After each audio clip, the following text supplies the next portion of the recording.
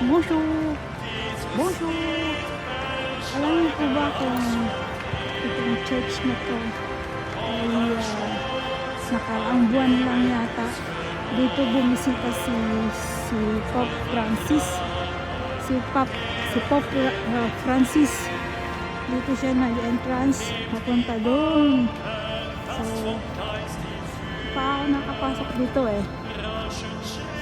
So, si Pope Francis dito siya nag-wheelchair pumasok papunta doon sa dulo na yun, tapos sinalubong siya ng mga pari at saka madre.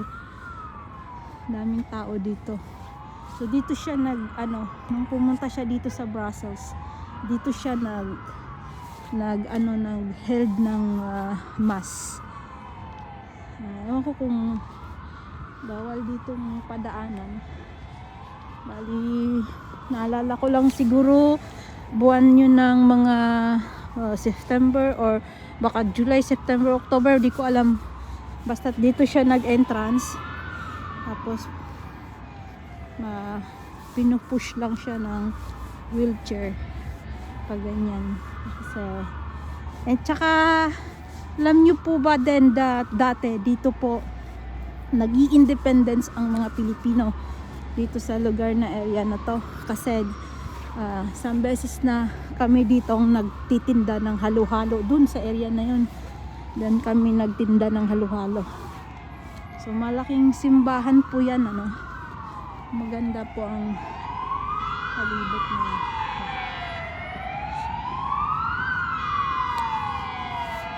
Ganda siya, no? Kita nyo? Dun po ako magpapacheck up. Pero dumaan muna ako dito sa church. Ayan. Ganyan. Kaganda-ganda dito kasi.